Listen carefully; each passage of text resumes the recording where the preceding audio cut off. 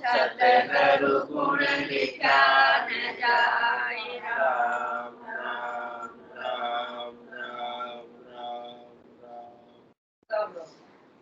आप सभी के अंदर विराजमान परमात्मा के पावन चरण राम राम।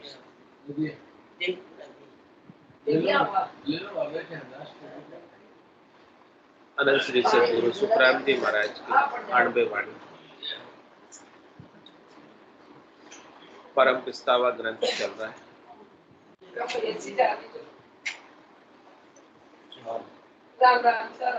महाराज फरमा रहे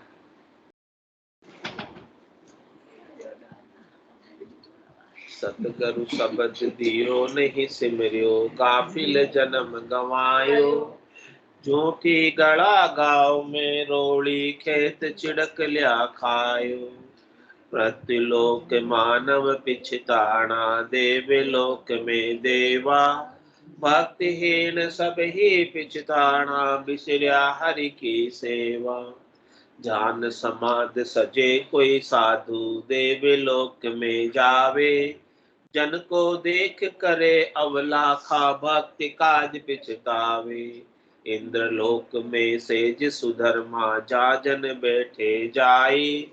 देव ही प्रश्न करे मिल बूझे देव ही उत्तर लाई। कह रहे महाराज सदगुरु शब्द दियो नहीं सुमरे गाफिल जन्म गवाए। जूटी गड़ा घाव में रोड़ी खेत चिड़क लिया खाए। सदगुरु ने आपको अद्भुत विलक्षण अमोलक राम नाम का शब्द दिया।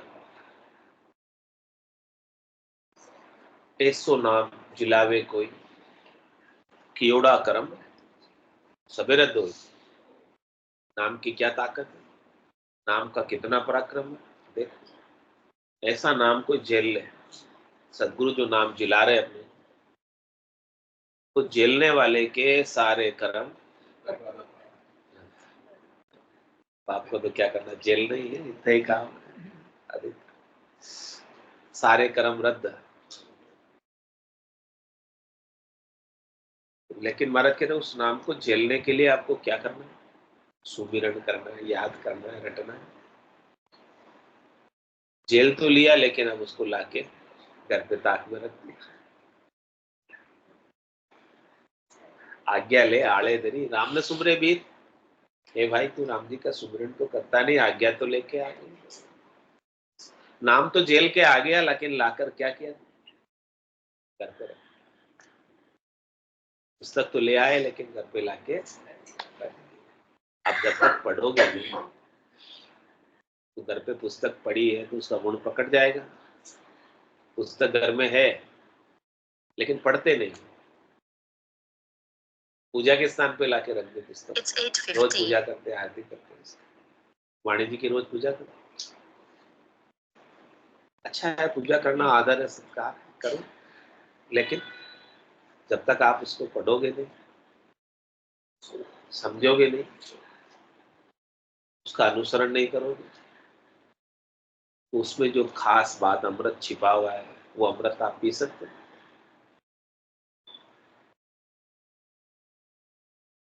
जिन खोजा तिन पाई है गहरे पानी पे। जिन्होंने खोजा है उसे ही मिला है। वो कहाँ मिला है, गहरे पानी पे, गहराई में। आप ज्ञान की गहराई में उतरो, भजन की गहराई में उतरो, ध्यान की गहराई में उतरो, अंतर्मुखी होकर आनंद का अनुभव करो। तभी जाके महाराज फरमा रहे हैं कि आपको ऐसा लाभ मिलेगा, उसके बिना मिलने वाला नहीं। तो कह रहे सतगुरु शब्द दियो नहीं सुमरे। ऐसा सतगुरु ने तो शब्द दिया, उस शब्द की महिमा देखो कितनी। कह सुखराम शब्द की महिमा कहता बढ़िए न कहा। साधन ध्यान बिना सुन सिमरण लिया मरकट। कहने की शब्द की इतनी जबरदस्त महिमा है कि कहने में नहीं आता, वर्णन कर नहीं सकते, इतनी जबरदस्त महिमा है। कह रहे कि फिर ऐसा शब्द मिल जाए किसी को, अन्य कोई साधन की जरूरत, अन्य कोई ध्यान लगाने की जरूरत, स्वतः ही ये शब्द के माध्यम से ध्यान लगता है। अन्य कोई सिमरन करने की जरूरत, अन्य कोई जाप करने की जरूरत। और ये अमरगर लेकर जाता है। कब ले जाता है? मरने के बाद? पहले? पहले नहीं। याद हो गया सर? आपको पहले ही जाना है, बाद में जाना? पहले जाना, तय कर लिया है। जो इसे तय कर लेता ना, दृढ़ निश्चय कर लेता है, हाँ, कि हमको पहले ही जाना है, वापस किसी माता के गर्भ में नहीं, वो निश्चित रूप से। बस आपको दृढ़ निश्चय करना है कि मुझे पहले ही जाना है और जीते जी जाना। ये निश्चय हो जाए, ये मुमुक्षा हो जाए आपके अंदर, मोक्ष प्राप्ति की इच्छा हो जाए। इसी इच्छा की कमी है। आपको भोजन की इच्छा नहीं हो, भोजन ला के परोसते आप जुले। इच्छा तो होनी चाहिए पहले, पहले जाने की। जैसे इनकी पहले जाने की भी इच्छा तो हुई है, इच्छा हुई तो पहुंच जाएंगे। जहाँ चाह है वहाँ हमारा है। आपको चाह ही नहीं है जाने की, तो क्या राह मिले? जाना ही नहीं है। हमारे तो 3 लोग 14 भवन ही अच्छे हैं, यही हम सुख का भोग कर रहे हैं, यही अच्छे हमारे लिए, यही रहो। सदगुरु शब्द दियो नहीं सुमरियो, गाफिल जन्म गवाए। कह रहे महाराज, गाफिलता के अंदर अपने जन्म को ऐसे व्यर्थ में मत गमाओ। झूठी गड़ा गांव में रोड़ी, खेत जुड़क ले। झूठी बातें जिसमें कोई आने जाने नहीं, जिसका कोई सार सिद्धांत नहीं, जिसका कोई मतलब नहीं, जिससे अपने को कोई लाभ मिलने वाला नहीं, या ऐसा लाभ मिलता है जिसे अपन साथ लेकर जा नहीं सकते, वो भी महाराज करे झूठी बातें। वो सब भी, वो भी झूठी गढ़ है, झूठी बात है। इस बात को करने से आपको साथ लेकर नहीं जा सकते। वो बात भी सब सच्ची है कि झूठी? लेकिन अपना अधिकतम समय इन झूठी बातों में ही बीत। और कह रहे झूठी बातों में अपना समय बीत रहा, और पीछे से अपन बातें करने में व्यस्त है, और पीछे से क्या हो रहा है? खेत में चिड़िया, आपकी श्वास रूपी पूंजी को काल रूपी चिड़िया चुगती जा रही है। आपको ध्यान ही नहीं है। कितनी आयु बीत गई पता चला क्या? इतने साल बीत गए। सोचा किसने? कितने साल बीत, कितना समय बीत गया, कितनी श्वासें बीत गई? किसी ने आकलन किया, मूल्यांकन किया? क्या किया मैंने इन श्वासों में, इन समय में, इतने समय रहकर? और फिर पछताना पड़ेगा। फिर पछताया क्या हो? जब चिड़िया चुग गई, खेत, खेत खाली हो जाएगा। तो खाली खेत में कुछ नहीं कर पाओगे। अभी खेत भरा हुआ है, श्वास से बची हुई है, शरीर में ताकत है, इंद्रियों में जोर है, तब तक भजन सुमिरन कर सकते हैं।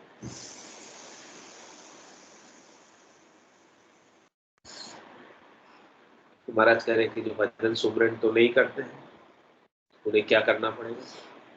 मृत्यु लोक में मानव, पछताना देवलोक में देवा। भक्तिहीन सभी पिस्ताड़ा बिसरे हर की से। जिसके गट के भीतर सच्ची भक्ति उत्पन्न नहीं हुई, सच्ची भक्ति जागृत नहीं हुई, सच्ची भक्ति प्रकट नहीं हुई, उन सबको पछताना पड़ेगा। क्योंकि वो हरि की सेवा को, हरि की याद को, हरि के सुमिरन को, हरि के नाम को बिसर जाता है, भूल जाता है।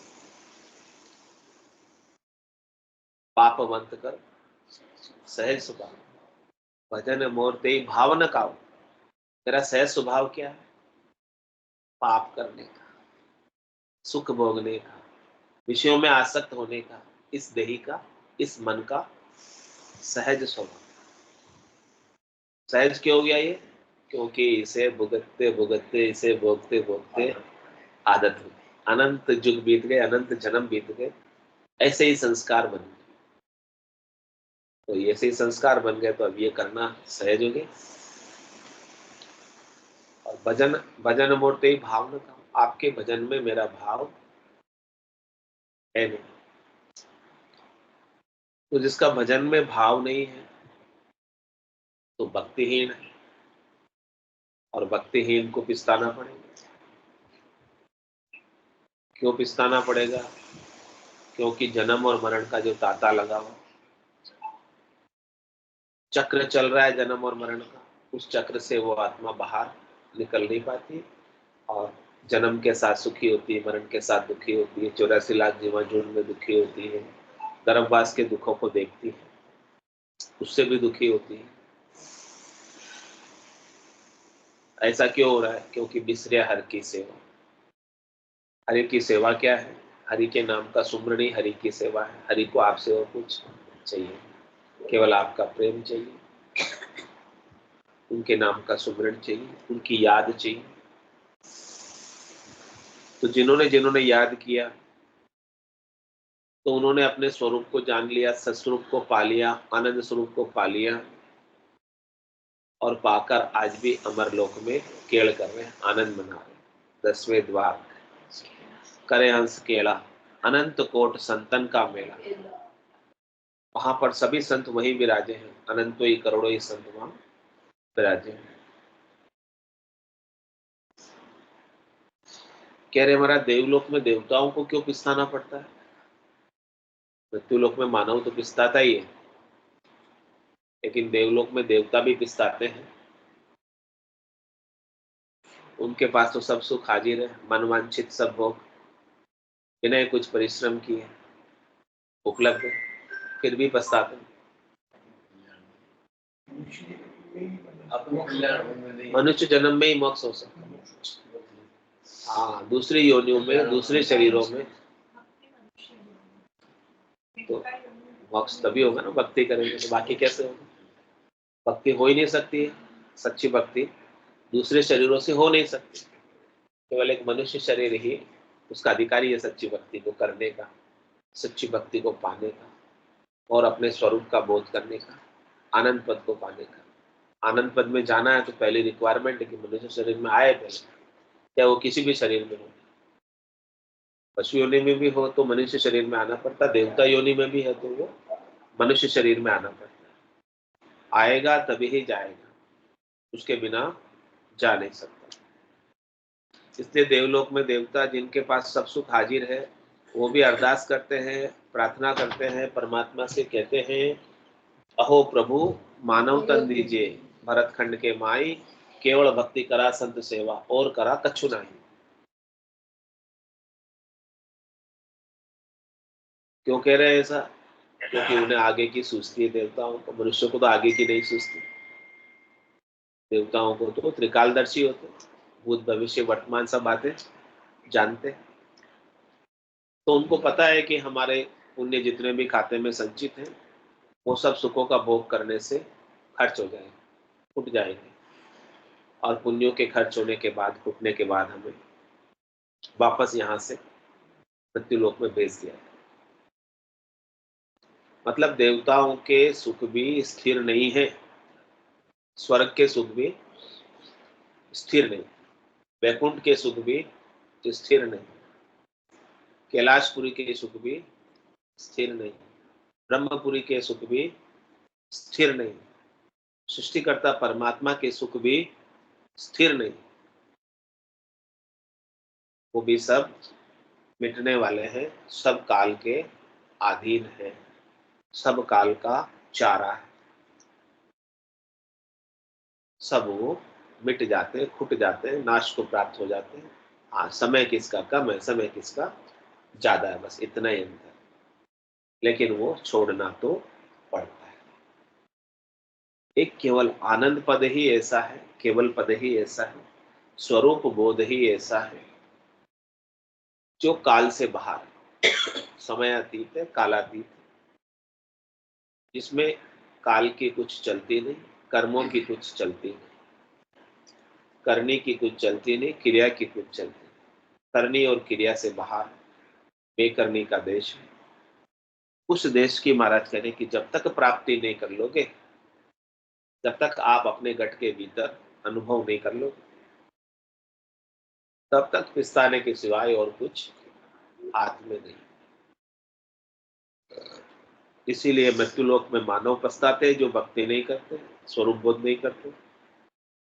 आनंद स्वरूप को प्राप्त नहीं करते, और देवलोक में देवता तो बसता ही रहे।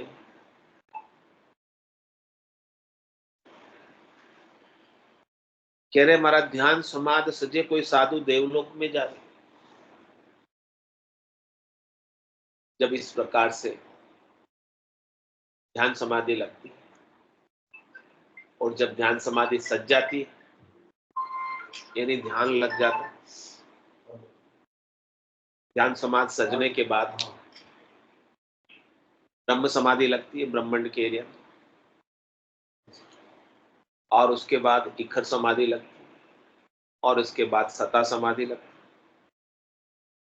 और इसके बाद शून्य समाधि लगती है। ऊपर से ऊपर, आगे से आगे बढ़ते जाते हैं।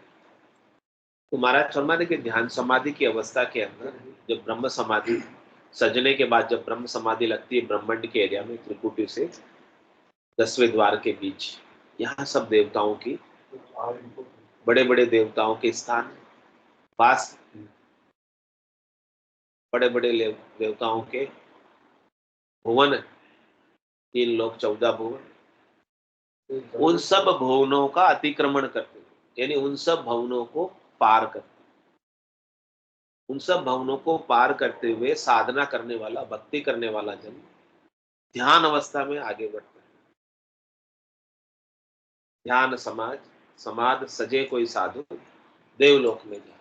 देवताओं के लोग हेटे रह जाते, नीचे रह जाते, और साधना करने वाला, भक्ति करने वाला जन निज नाम के संग, सतनाम के संग, कुदरत कला के संग, नेंचर के संग उनसे भी ऊपर उठता है।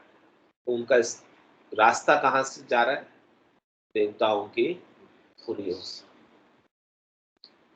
तो ऐसे भक्ति करने वाले जनों को देखकर देवताओं के सामने से जा रहे हैं, तो जन को देख करे अवलाखा, भक्ति काज विस्तार। उनको देखकर अभिलाषा करते हैं कि ये हमारे से आगे कहाँ जा रहे हैं, क्या हमारे से आगे भी और कोई जगह है, और कोई स्थान है, और कोई देश है? हम जा रह रहे हैं भूर्भुव स्व जन तप सत मह, ये सब ऊपर के भवन है जिसमें देवता रहते हैं। 7 भवन ऊपर के, अलग अलग भवनों में अलग अलग प्रकार के देवताओं का वास है, एक के ऊपर एक, आगे से आगे बने हुए। तो इन सब भवनों को, तीनों लोकों को, 14 भवनों को पार करके जाते हैं, खंड पिंड ब्रह्मांड को पार करके जाते हैं। तो वहां उन पुरियों में रहने वाले देवता अभिलाषा करते हैं, काश हमने भी ऐसी भक्ति की होती, काश हमें भी ऐसे सदगुरु संत केवली भगवंत मिले होते। It's 8:30. तो हम भी जहां ये जा रहे हैं, लेकिन हमें उस समय कोई ऐसा ज्ञान बताने वाला मिला। तो जो सब कर रहे थे वही हमने किया, जब किया तब किया, व्रत किए, तीर्थ किए, उपवास किए, पुण्य किए, वो सब पुण्य ही आज हमारे काम आ रही है। हम यहाँ हैं स्वर्ग में, स्वर्ग के सुख भोग रहे हैं। लेकिन हमने यहाँ आकर देखा कि ये पुण्य भी तो स्थिर नहीं है, क्षीण हो रहे हैं, खत्म हो रहे हैं। इसीलिए हमको तो ऐसा सुख लील विलास चाहिए जो कभी खत्म ही नहीं, जिस जगह पे जाने के बाद उस जगह को वापस कभी छोड़ना नहीं पड़े, खाली नहीं करना पड़े, ऐसा निजगढ़ चाहिए। तो वहां जा रहे हैं साधना करने वाले, भक्ति करने वाले जन, और हम यही के यही बैठे। तो देवता आपस में बात कर, मीटिंग करते। इंद्रलोक में सेज सुधर्मा, जहां जन बैठे जाए, देव ही प्रश्न करे मिल बूझे, देवे ही उत्तर लाए। वो आपस में बात करते, वार्तालाप करते, प्रश्न उत्तर करते। देवता ही प्रश्न करते हैं और देवता ही उत्तर देते हैं। क्या प्रश्न है और क्या उत्तर है, अब आ रहे हैं प्रश्न उत्तर सारे देवताओं के। अपने को उसको समझना है और समझकर आगे बढ़ना है। कि लोका में को लोक बड़ो है, देही में को देहा, नामा में को नाम बड़ो है, सेवा में को सेवा। ये प्रश्न कि कौन सा लोक सबसे बड़ा है? 3 लोकों में, 14 भुवनों में, पाताल लोक बड़ा है कि स्वर्ग लोक बड़ा है कि मृत्यु लोक बड़ा है? और 84 लाख प्रकार की देह है, उसमें से कौन सी देह सबसे श्रेष्ठ, नेकी, उत्तम है? नाम परमात्मा के अनेक है। 52 अक्षरों में बोलने में आने वाले अनेक नाम से परमात्मा जाने जाते हैं।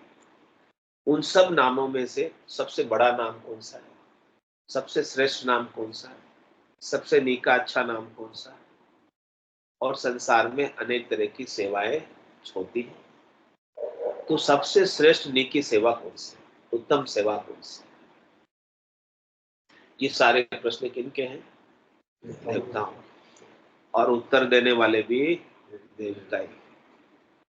कह रहे लोका में मृत लोक बड़ो है। 3 लोक जो स्वर्ग मध्य पाताल है, उसमें से मध्य लोक है, ये मृत्यु लोक है, यही सबसे बड़ा लोक। बड़ा लोक मतलब श्रेष्ठ, उत्तम, निका। और कह रहे देही में नरदेहा, नरदेह ही सबसे श्रेष्ठ देह, चाहे भले ये मलमूत्र की ही क्यों ना हो, चाहे ये 5 भौतिक देह ही क्यों ना हो, चित जल पावक, गगन समीर, पंच रचित ये अधम शरीर। अधम किसके लिए कहा है? या तो कह रहे उत्तम, सबसे उत्तम है, और यहाँ कह रहे अधम। दोनों बात अपोजिट हो गई ना।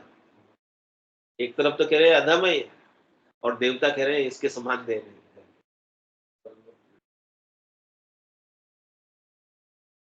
तो कह रहे जो जिन्होंने इस 5 भौतिक देह और 3 गुणों से, 5 इंद्रियों से सुख लेने में ही लगाया, उनके लिए अधम है।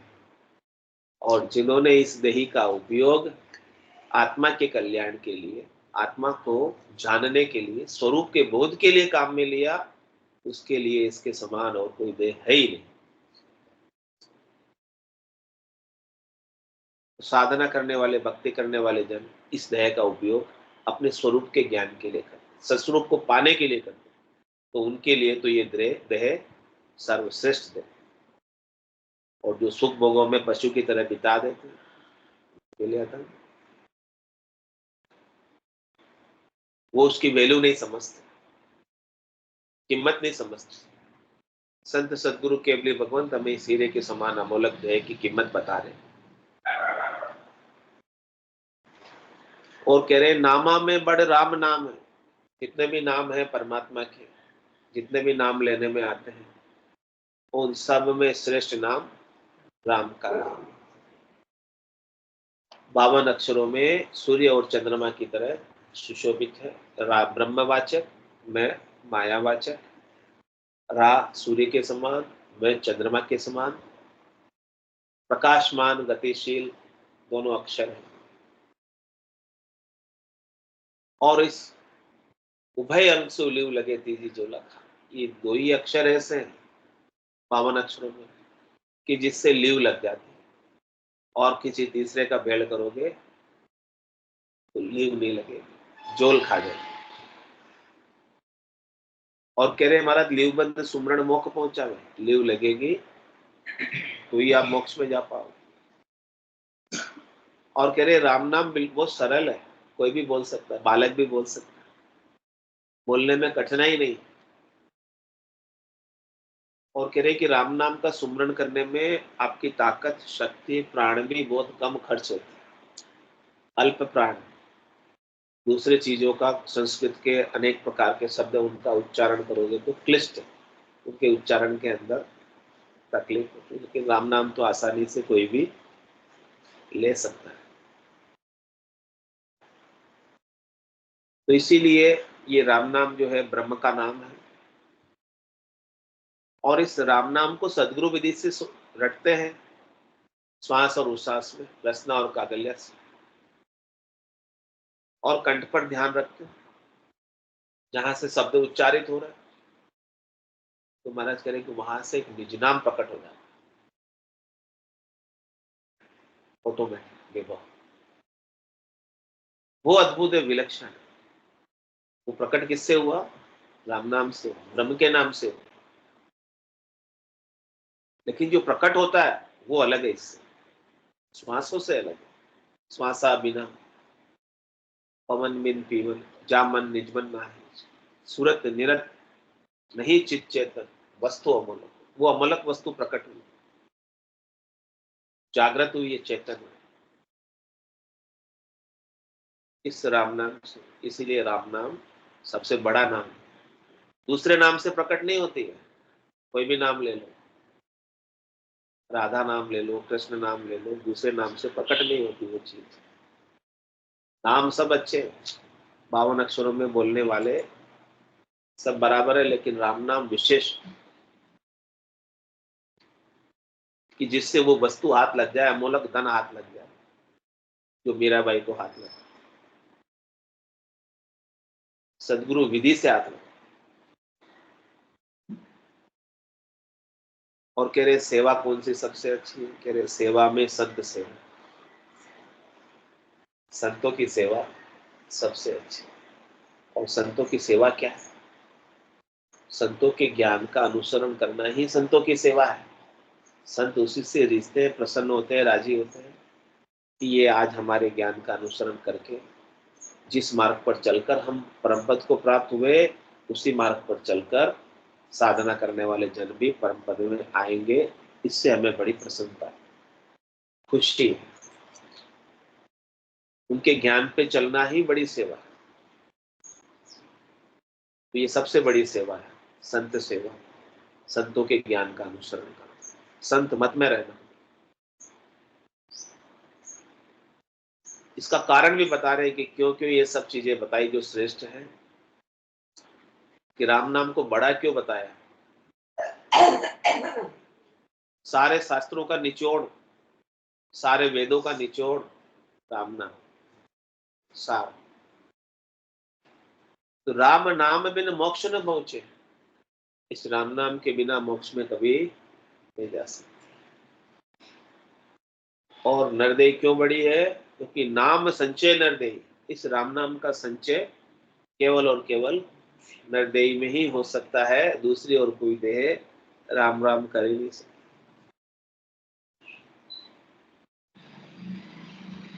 और कह रहे मृत्यु लोक क्यों बड़ा है? क्योंकि मृत्यु लोक बिना साधन निपजे, इस मृत्यु लोक में नरदेई पाए बिना साधना करने वाले जन, भक्ति करने वाले जन निपज नहीं सकते, उपज नहीं सकते। इसीलिए महाराज कह रहे हैं कि जो राम स्नेह, इसीलिए आप राम जी से स्नेह कर लेना, हेत कर लेना, प्रेम कर लेना। और जो हेत करेगा, प्रेम करेगा, वो उससे पा जाएगा। और समझा रहे महाराज, या कार्णिक देह सुख दुख भोगे, सिमरन पड़े न संचय, वा कार्जिक देह करे सो होवे, यो नर्तन सुर बंचे।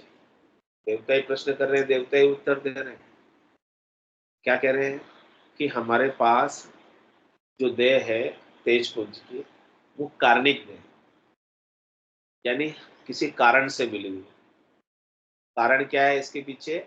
हमारी पुण्य, हमारे सुकृत, हमारे उपकार, जो हमने पृथ्वीलोक में जब नरदेई थी तब हमने किए थे। तो उस पुण्याई की वजह से हमें ये कार्णिक देह मिल गई सुख भोगने के लिए। तेज पुंज की काया मिल गई सुख भोगने के लिए, वो भी काया है। जैसे मनुष्य की देह मलमूत्र की है, वो तेज पुंज की है, वो भी 5 तत्व की है। इसके अंदर पृथ्वी तत्व का, जल तत्व का तेज ज्यादा है, और वो तेज पुंज की काया में अग्नि तत्व का तेज ज्यादा है। वो भी 5 तत्व की काया है। किसमें कौन से तत्व का तेज ज्यादा है? तो यह कार्णिक देह सुख दुख भोगे। हमारे पास जो देह है वो कार्णिक देह है, सुख भोगने के लिए काया मिली है। नरक में 28 कुंडों में डालते हैं, वहां भी दूसरी काया दुख भोगने के लिए मिलती है, याचनिक देह, दुख भुगाने के लिए मिलती है, जिसमें मरता नहीं है और तिल तिल कर दुख भोगता है। तो यह कार्णिक देह, वो भी कार्णिक देह है, ये भी कार्णिक देह है। दुख भुगाने के कारण के लिए मिली है, ये सुख भुगाने के कारण के लिए मिली है। या कार्णिक देह सुख दुख भोगे, हम तो सुख दुख भोगने में ही लगे। सिमरण पड़े न संच, आप सुख भोगने में इतने बिजी हो गए, इतने मस्त हो गए, इतने मगन हो गए। स्वर्ग के सुख कोई कम होते हैं कि हम परमात्मा को ही भूल गए, सिमरण कर नहीं पाते, सुखों में ही मशगूल रहते। तो भगवान ने ये माया दी क्यों, इंद्रियां दी क्यों? तो वो कावर तो जो पता पड़ जाता है, वो व्यक्ति उसको पता लग जाता है। अगर वो दी तो उसका सुख लेगा। तो यही तो समझा रहे कि माया है, ये आवरण है, ये पर्दा है, इस आवरण से बाहर आओ, इस आवरण में मत उलझे। ये तो 3 लोग 14 भवन अलग से बसाने थे, रचना करनी थी, रचना ग्रंथ में सारा आता है, इसीलिए तो माया का आवरण डाला। पहले माया का आवरण नहीं था, तो सब परमात्मा की भक्ति करके परमात्मा के देश में चले गए। तो फंसा दिया है, तो फंसाना ही था ना। बाकी लोग कैसे बसेंगे? अब संसार कैसे हरा भरा रहेगा? संसार कैसे यहाँ रहेंगे? लोग कैसे रहेंगे यहाँ पर? यदि ये माया नहीं होती तो यहाँ कोई नहीं होता। संसार कैसे हरा भरा? माया है, इसीलिए संसार चल रहा है। संसार को चलाने के लिए माया का आवरण डाला, ताकि लोग जैसे खिलौने बना दिए, ताकि बालक खेलते रहे माया के सब के लिए। तो सब यहाँ पर इस खिलौनों में, माया के आवरण में सब उलझ गए, फंस गए। यही बात तो सदगुरु समझा रहे हैं कि माया तो है, लेकिन आपको समझना है कि आपको इस माया में ही रमे रहना है या निजगर जाना है, परमात्मा पद को प्राप्त करना है। बनी हुई तो है माया, शरीर भी आपका माया का है। आत्मा के अलावा जो कुछ भी है वो अनात्मा है, अनात्मा सब कुछ माया है। तो आपको अपनी आत्मा को प्राप्त करना है और अनात्मा का निषेध करना। तो कह रहे यह कार्णिक देह सुख दुख भोगे, हमारे पास जो कार्णिक देह मिली है वो सुख भोगने के लिए मिली है, तेज पुंज की काया। नरक में जो कार्णिक देह मिलती है, याचनिक काया मिलती है, वो दुख भोगने के लिए मिलती है। तो यहाँ पर सिमरण पड़े न संचय, या सिमरण हो ही नहीं सकता और उसका सिमरण का संचय भी नहीं हो सकता, क्योंकि तो सुख भोगने में इतने बिजी है, दुख भोगने में इतने बिजी है कि सिमरण या संचय कुछ नहीं कर सकता, याद ही नहीं। लेकिन यह कार्तिक देह करे सो, लेकिन ये नरदेह जो हमें मिली है वो कार्तिक, इसमें आप जो चाहो सो कर सकते हो। ये कमाई करने के लिए, कमाई करने के लिए यहाँ आप स्वतंत्र। यो नर्तन सुन, इसीलिए देवता भी इस नर्तन की अभिलाषा करते हैं, इच्छा करते हैं कि हमें भी मिल जाए और हम प्राप्त करके परम पद के वासी हो जाएं। जो आज हमारे सामने से हमारे लोगों का अतिक्रमण करते हुए साधना करने वाले, भक्ति करने वाले जन निज नाम के संग जा रहे हैं, हमको भी जाना है। बोलो राम सतगुरु देव जी महाराज ने धन्य हो, परम दयाल सतगुरु सुखराम जी महाराज ने धन्य हो। अनंत श्री सतगुरु सुखराम जी महाराज के ज्ञान सत्स्वरूप भगवान ने धन्य हो। केवली भगवंता ने धन्य हो। जीवा तारण जहाज में धन्य हो। मोक्ष के मालिका ने धन्य हो। अनंत कोटि संतान धन्य हो। राम सभा में राम राम राम राम सा सब संतान है, सत्संज्ञान है। राम राम राम राम राम।